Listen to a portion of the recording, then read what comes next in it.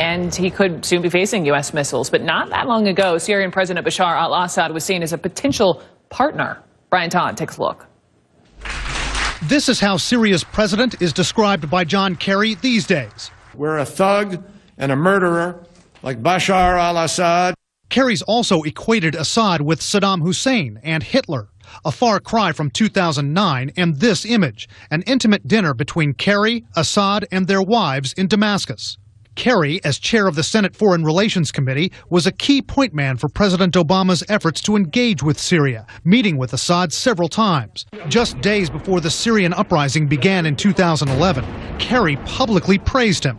President Assad has been very generous with me in terms of the discussions we have had. Kerry's now among the four main players in the Obama administration making the case to strike Syria. But as senators, all four of them, John Kerry, Joe Biden, Chuck Hagel, and Barack Obama himself, all wanted America to negotiate with the Syrian leader. In 2007, Biden chastised Condoleezza Rice after the Bush White House had pushed away from Assad. I do not agree with your statement, Madam Secretary, that negotiations with Iran and Syria would be extortion. But the Obama team cannot be singled out.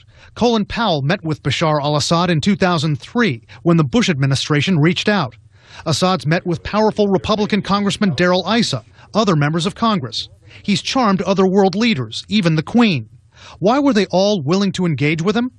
Well, because Assad conveyed the image that he's a person you can do business with, that his wife is debonair and Western-looking and has an English passport. And he, touted his education in England, that he had studied medicine, that he was different from the other generation.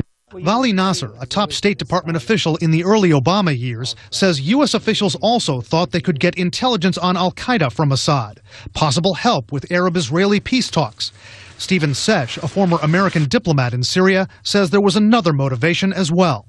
I think it was largely an intention to try to get him away from Iran, from the influence of Ahmadinejad, the supreme leader, and make him perhaps someone who could be an active player in international affairs in a positive sense.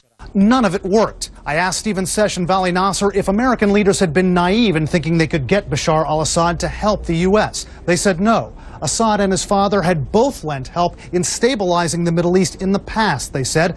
America had to engage Bashar al-Assad, they believe, to try to keep him in check, make sure he wouldn't undermine those efforts. Brian Todd, CNN, Washington.